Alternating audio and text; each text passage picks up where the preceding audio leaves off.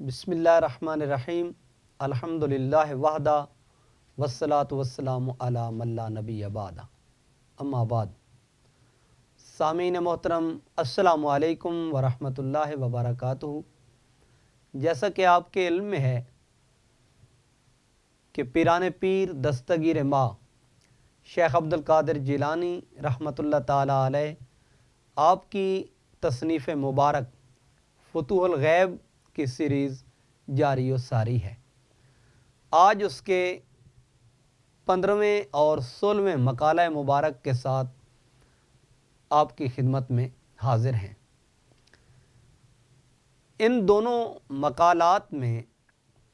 आपने दो चीज़ों का ज़िक्र किया, एक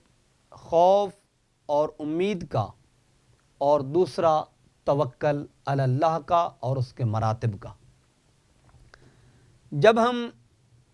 इसके 15वें मकाला मुबारक में देखते हैं तो आप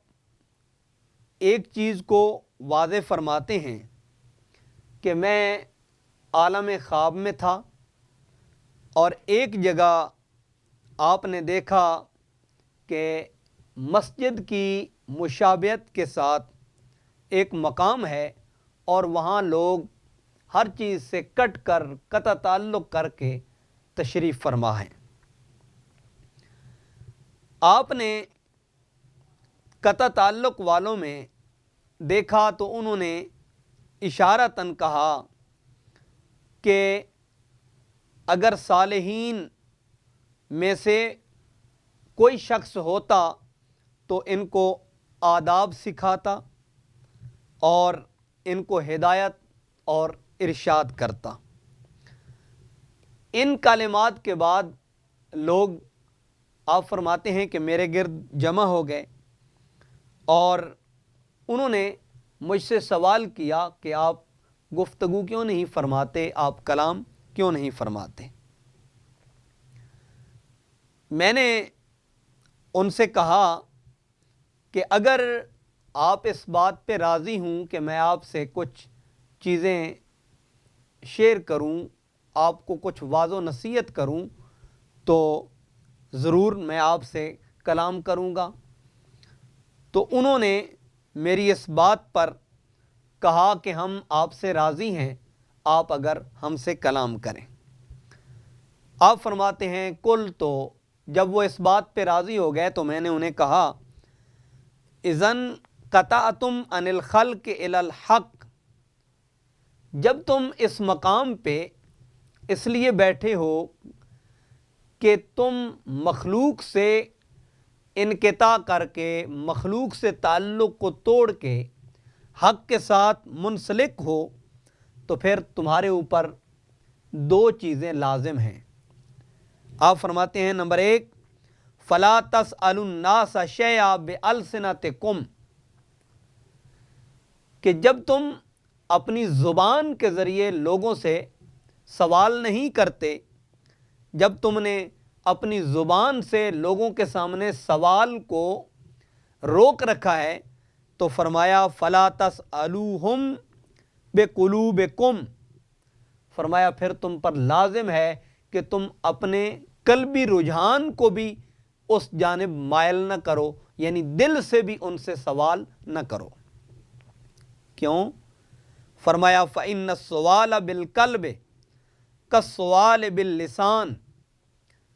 कि अगर आदमी दिल से सवाल करे तो ये दिल से सवाल करना भी ऐसे है जैसे आदमी ज़ुबान से सवाल कर रहा हो। गोया मखलूक से अगर तुम अपनी ज़ुबान से सवाल नहीं करते, हाजत पेश नहीं करते, ज़रूरत का इजहार नहीं करते, तो अपने दिल का मैलान भी उनकी जानिब मत रखो। फिर फरमाते हैं सुम्मा लमू अन्नल्लाह कुल्ला यौमिन हुवा फी शान, जान लो कि बेशक अल्लाह ताला हर रोज़ एक नई शान के साथ जलवागर होता है। वो चाहे तो किसी चीज़ को बदल दे, वो चाहे तो किसी चीज़ को बुलंदी अता कर दे, वो चाहे तो किसी चीज़ को गिरा दे, अगर वो चाहे تو کسی کو اعلیٰ علیین کے مقام پہ پہنچا دے، اور اگر وہ چاہے تو کسی کو اسفل السافلین کے مقام پہ پہنچا دے۔ یہ مقام خوف ہے۔ اور مقام امید کیا ہے؟ فرمایا وَرَجَاهُمْ أَن يُبْقِيَهُمْ وَيَحْفَظَهُمْ عَلَى مَا هُمْ عَلَيْهِ مِنَ الرَّفْعِ، فرمایا اگر وہ چاہے تو اس امید کے ساتھ اس کے ساتھ منسلک ہو کہ وہ انہیں باقی رکھے، ان کی حفاظت کرے اور انہیں ایک خاص مقام پر رفعت، بلندی اور قدر و منزلت عطا فرما دے۔ اور پھر رفعت، قدر و منزلت کے بعد وہ چاہے تو کسی کو اس مقام سے نیچے لائے، یعنی اسفل السافلین کے مقام پر پہنچا دے۔ تو یہاں سے جو چیز سامنے آتی ہے وہ یہ کہ بندے کا جو رجوع ہے، بندے کی جو امید ہے اور بندے کے اندر جو خوف ہے، یہ دونوں چیزیں اسی سے وابستہ ہونی چاہیے، یہ دونوں چیزیں اسی سے منسلک ہونی چاہیے۔ ان کا تعلق اللہ تبارک و تعالیٰ کی ذات کے ساتھ ہے۔ جس طرح الایمان بین الخوف والرجاء، ایمان کی جو حقیقی کیفیت ہے وہ بھی یہی ہے کہ ایمان خوف اور رجا، یعنی خوف اور امید کے درمیانی کیفیت کا نام ہے۔ اگر امید وابستہ ہو تو اللہ تبارک و تعالیٰ کی ذات اقدس کے ساتھ ہو، اور اگر خوف ہو تو اسی کی ذات اقدس کا ہو۔ وَلِمَنْ خَافَ مَقَامَ رَبِّهِ جَنَّتَانِ، اس کے لیے اللہ کی بارگاہ سے دو ثمرات ہیں۔ اور امید، لا تقنطوا من رحمت اللہ، آدمی کو کسی صورت میں بھی اس کی رحمت سے مایوس نہیں ہونا چاہیے، لیکن یہ لازم ہے کہ آدمی ظاہری احوال میں مخلوق سے اگر رجوع نہیں کرتا تو اپنے قلبی میلان میں بھی مخلوق کی جانب متوجہ نہیں ہونا چاہیے، بلکہ اپنے خالق اور اپنے مالک کی طرف متوجہ ہونا چاہیے۔ اور جہاں توکل اور اس کے مراتب و مقامات کی بات کی تو وہاں پر آپ نے دو چیزوں کا ذکر کیا بطور خاص، کہ اللہ تبارک و تعالیٰ کی نعمتوں، اس کے انعامات اور اس کی طرف سے جو متعدد انسان کے اوپر عطائیں ہیں، جس طرح وَإِن تَعُدُّوا نِعْمَتَ اللَّهِ لَا تُحْصُوهَا، آدمی اگر اس کی نعمتوں کو شمار کرنا چاہے تو شمار نہیں کر سکتا۔ یہ تو آدمی آفاق کے اندر، زمین کے اوپر، شرق، غرب، شمال، جنوب، زمین کے نیچے، آسمان کی جانب نگاہ اٹھا کے دیکھے اور ان نعمتوں کا شمار کرنا چاہے تو نہیں کر سکتا۔ اور اگر انسان اپنے اندر غور و فکر کرے تو اللہ تعالیٰ نے انسان کے وجود میں جو نعمتیں رکھی ہیں ان کو گننا چاہے تو کما حق ہو ان کا بھی شمار نہیں کر سکتا۔ آنکھ ایک ایسی نعمت ہے جس کا کوئی بدل نہیں، زبان ایسی نعمت ہے جس کا کوئی بدل نہیں، کان ایسی نعمت ہے جس کا کوئی نعم البدل نہیں ہے۔ یہ اللہ تعالیٰ کی طرف سے بندے کو عطیہ ہے، انسان کو اس نے یہ عطا کر رکھی ہیں۔ آپ فرماتے ہیں کہ ما دمت قائما مع الخلق، یہ بات ذہن میں رہے، اگر تو ہمیشہ ہمیشہ اپنے آپ کو مخلوق سے منسلک رکھے، یعنی راجین لعطائہم، رجوع کرے کہ مخلوق اسے عطا کرے گی، لوگوں کے اوپر بھروسہ کرے کہ وہ اسے عطا کریں گے۔ وَفَضْلِهِمْ سَائِلًا لَهُمْ مُتَرَدِّدًا إِلَىٰ أَبْوَابِهِمْ، اور ان کے فضل یعنی ان کی طرف سے عطا کی جانب آدمی اپنا میلان، اپنا سوال، اپنی تمنا، اپنی آرزو ان کے ساتھ منسلک کر رکھے۔ مترددن الی ابوابہم، اور ان کے دروازوں پر سائلانہ طور پر آنا جانا اپنا رکھے۔ فَأَنْتَ مُشْرِكٌ بِاللَّهِ، تو آپ فرماتے ہیں تو اللہ کے ساتھ شریک ٹھہرا رہا ہے، کیونکہ تیری توجہ کا قبلہ اللہ رب العزت کی ذات ہونی چاہیے۔ نہ کہ مخلوقات ہونی چاہیے۔ اگر فضل میں، اگر عطا میں تو ان کے دروازے پہ جاتا ہے تو فرمایا انت مشرکن باللہ، تو اللہ کے ساتھ شریک ٹھہرا رہا ہے خلقہ، اس کی مخلوق کو، فیعاقبہ کا، وہ تجھے اس کے نتیجے میں ضرور ایک مقام پہ سزا دے گا۔ اور سزا کس بات کی؟ بحرمان العقل بسنت، سنت کے طریق پر جو اللہ تبارک و تعالیٰ نے تجھے عطا کرنا ہے اس سے تجھے محروم کر دے گا۔ اور دوسری چیز میں آپ فرماتے ہیں الکسب من حلال الدنیا ثم اذا تبت عن القیام مع الخلق وشرک کا ربک بہم ورجعت الی الکسب فتعقل بالکسب وتوکل علی الکسب وتطمئن الیہ وتنسى فضل الرب فانت مشرک۔ اگر مخلوق سے تو اپنی امیدوں کو منقطع کر لیتا ہے اور پھر تو اپنے کمانے کے اوپر، اپنے کسب کے اوپر، اپنی محنت اور مشقت کے اوپر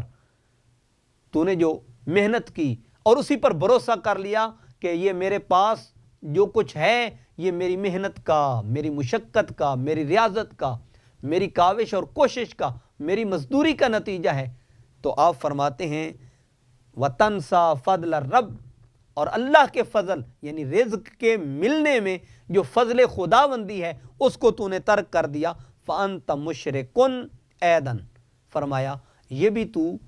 شرک کر رہا ہے، گویا کہ پہلے تو نے اپنی امیدوں کو مخلوق سے وابستہ رکھا اور دوسری جانب تو نے اپنے رزق کے ملنے کو اپنے کسب کے اوپر منطبق کیا کہ یہ میری محنت کا نتیجہ ہے، تو آپ فرماتے ہیں یہ بھی ایک طرح کا شرک ہے۔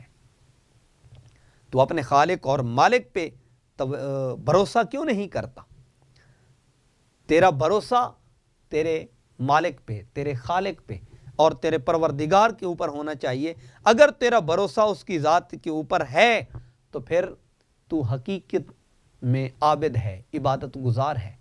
طاعت گزار ہے، فرما بردار ہے، اور پھر اس کا نتیجہ یہ ہوگا کہ اللہ تبارک و تعالیٰ تجھ پر یہ کرم کریں گے، وَيُرْدِيكَ بِفَضْلِهِ، اللہ تبارک و تعالیٰ اپنے فضل سے اپنی رضا کا غلبہ تیرے اوپر صادر فرما دے گا۔ فَإِذَا يَنْقَطِعُ عَنْ قَلْبِكَ كُلُّ إِرَادَةٍ وَكُلُّ شَهْوَةٍ وَلَذَّةٍ وَمَطْلَبٍ فَلَا يَبْقَى فِي قَلْبِكَ سِوَى إِرَادَتِهِ عَزَّ وَجَلَّ، فرمایا تجھ پر لازم ہے کہ جب تو باقی چیزوں سے اپنے آپ کو منقطع کر چکا، اپنی امیدوں کو ان سے کاٹ چکا، تو پھر تجھ پر لازم ہے کہ تو اپنے دل سے ہر قسم کا ارادہ، ہر قسم کی خواہش، ہر قسم کی لذت، ہر قسم کے مطالب ان کو بھی دھو ڈال۔ فلا یبقی فی قلبک سوا ارادتہ عز وجل، فرمایا تیرے دل میں اللہ کے ارادے کے علاوہ باقی کسی قسم کا کوئی ارادہ نہیں ہونا چاہیے۔ اگر فقط اور فقط تیرے وجود میں، تیرے دل میں اگر کسی